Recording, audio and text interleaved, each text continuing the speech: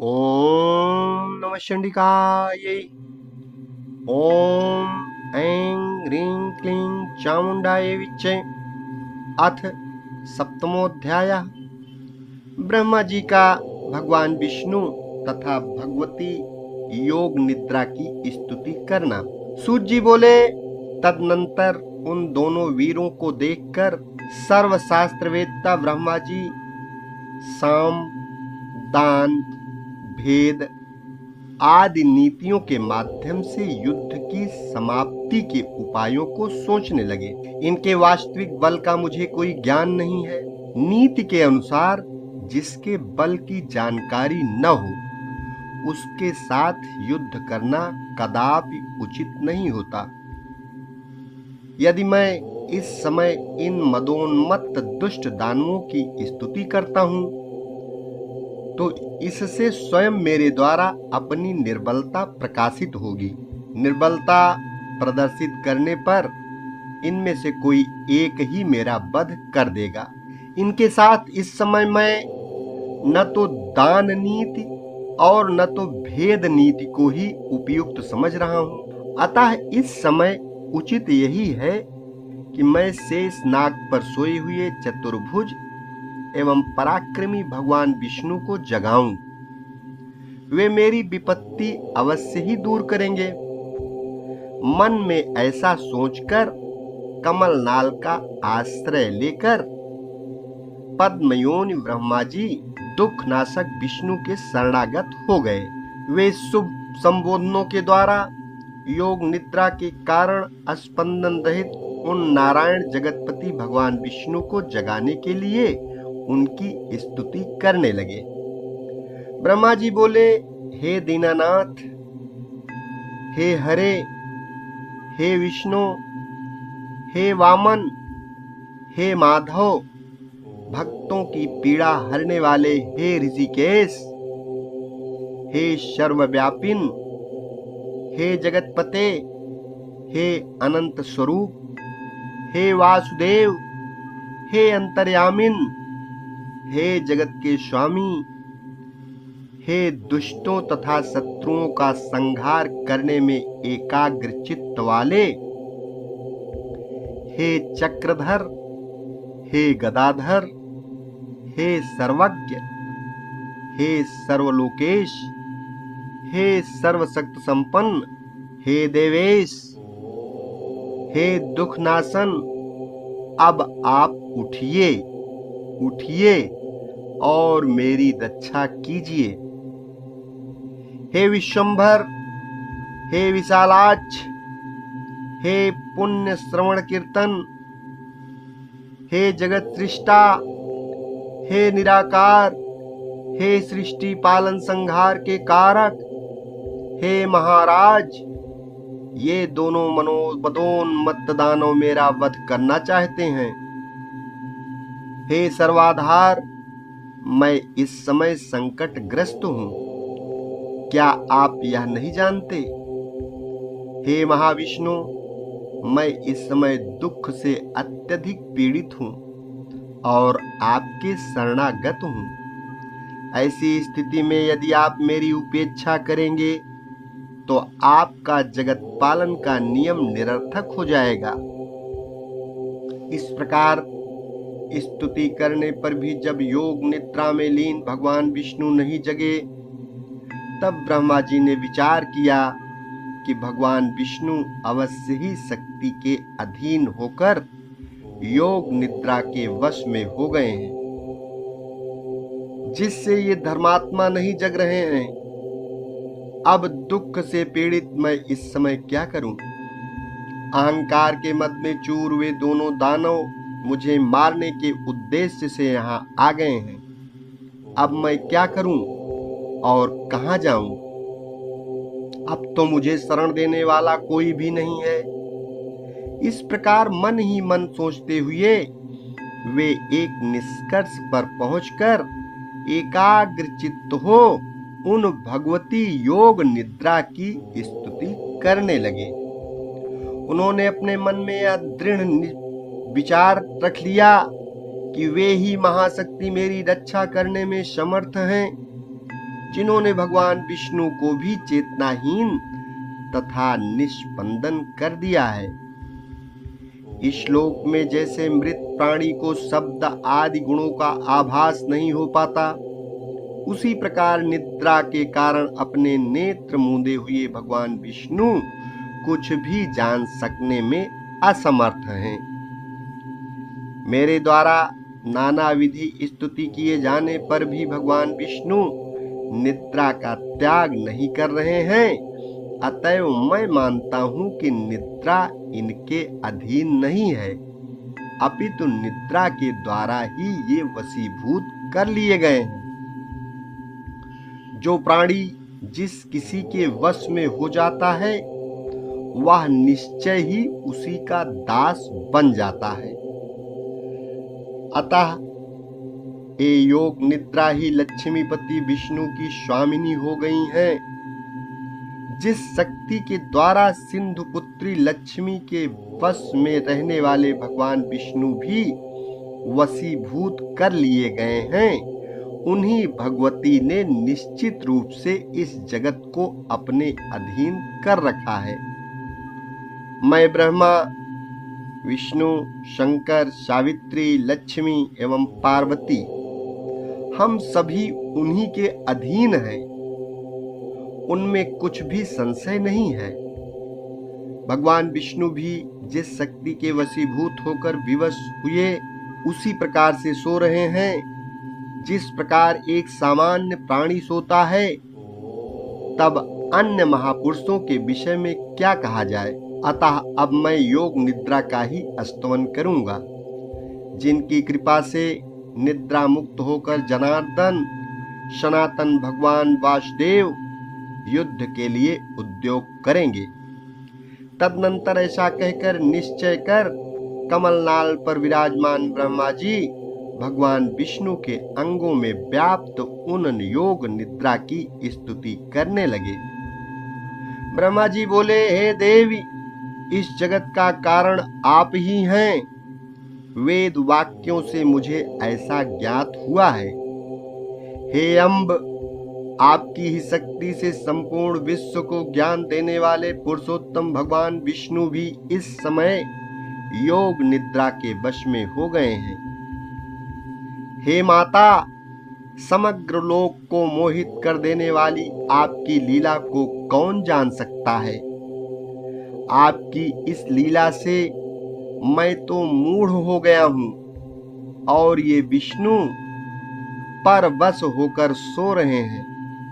हे समस्त प्राणियों के मन में निवास करने वाली भगवती, करोड़ों देवताओं में भी ऐसा कौन विज्ञ है जो ऐसी आप निर्गुणा का रहस्य जान सके।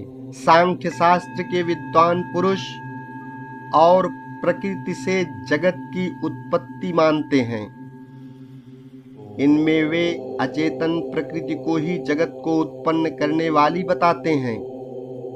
तो फिर क्या आप वैसी ही अचेतन हैं? किंतु यदि आप जड़ होती तो इन जगदाधार विष्णु को इस समय चेतना रहित कैसे कर देती। हे महामाये, आप सगुण रूप धारण कर नानाविध लीलाएं करती रहती हैं। अतः आपके रहस्यमय कार्यों का सम्यक ज्ञान करने में भला कौन समर्थ है।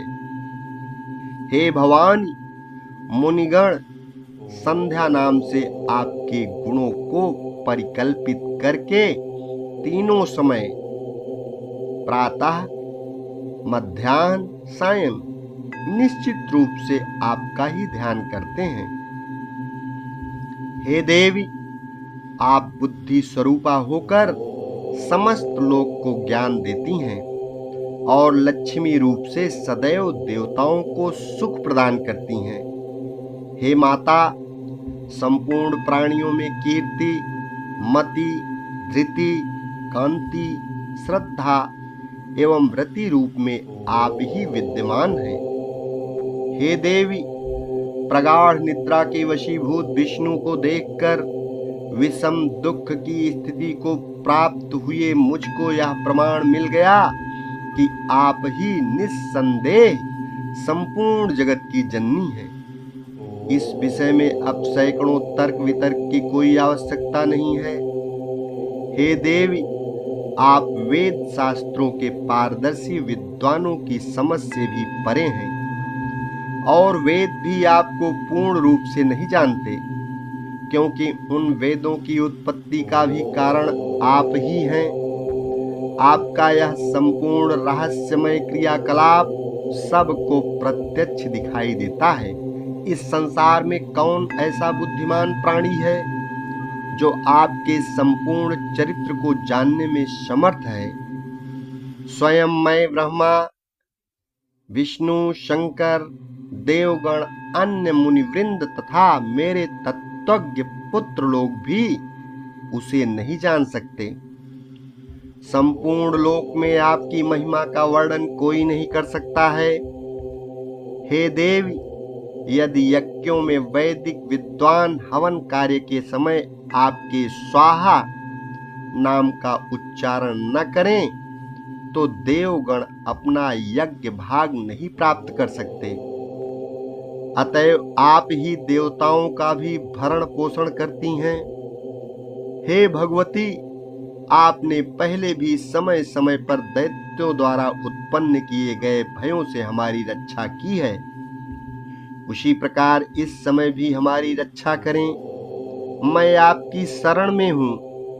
हे देवी, हे वरदे, मधु के साथ भयानक इस कैटव को देखकर मैं अत्यंत भयाक्रांत हूँ।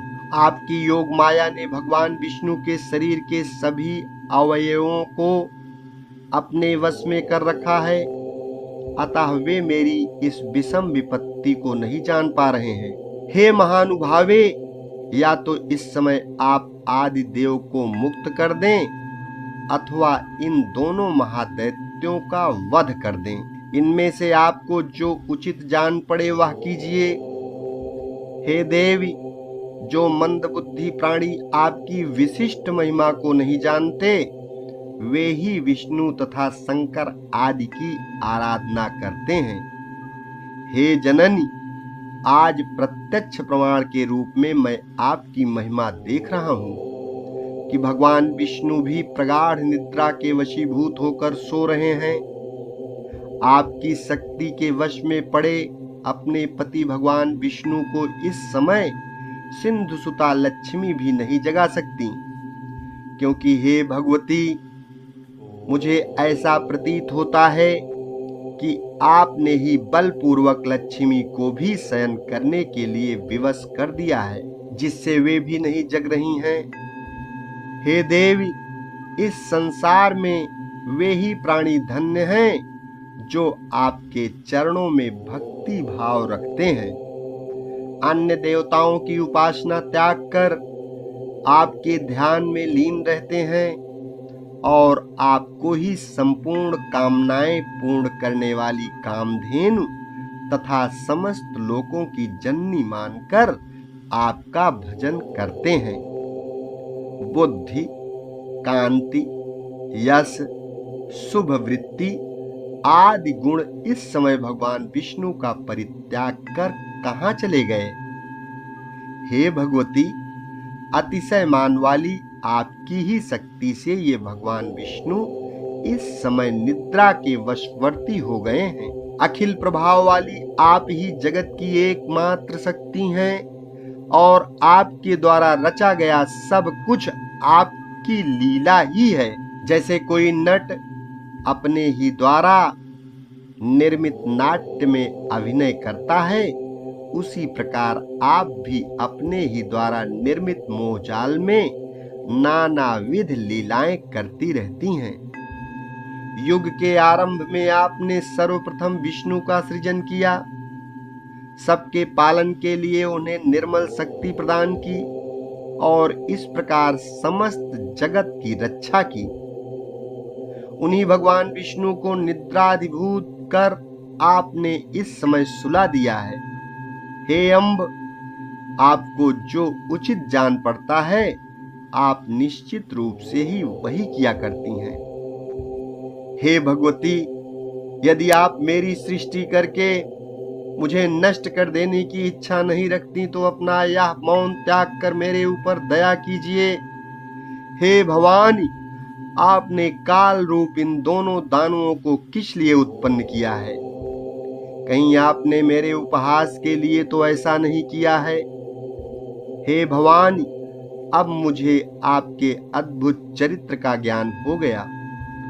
समस्त जगत की रचना करके आप उसी में स्वेच्छा से विहार करती हैं और पुनः उसे अपने में जैसे समाहित कर लेती हैं, उसी प्रकार मुझे नष्ट कर देना चाहती हैं, तो इसमें कोई विचित्र बात नहीं है। हे माता, यदि आप यही चाहती हैं तो मेरा वध कर दीजिए। हे जगदम्बे, मुझे मरण जनित दुख की लेस मात्र भी चिंता नहीं है। हाँ, आपको यह महान कलंक अवश्य लगेगा कि आपने जिसे सर्वप्रथम सृष्टिकर्ता बनाया उसे दैत्य ने मार डाला। हे देवी, अब आप उठिए और अपना अद्भुत रूप धारण कीजिए। हे बाल लीलाकारिणी, आप अपने इच्छा अनुरूप चाहे मुझे मार दें अथवा इन दोनों दैत्यों को मार दें, या तो भगवान विष्णु को जगा दें जिससे वे इन दोनों का वध कर दें। यह सारा काम करने में आप ही समर्थ हैं। सूत जी बोले, ब्रह्मा जी द्वारा इस प्रकार स्तुति किए जाने पर विष्णु के शरीर से निकलकर तामसी देवी उनके समीप खड़ी हो गईं। तदनंतर अतुलित तेज वाले विष्णु के समस्त अंगों को छोड़कर योग निद्रा उन दोनों का संहार करने के लिए बाहर निकल आईं। योग माया के प्रभाव से मुक्त हुए वे जनार्दन जब चेतना युक्त शरीर वाले हुए, तब उन विष्णु को देखकर ब्रह्मा जी को परम प्रसन्नता हुई।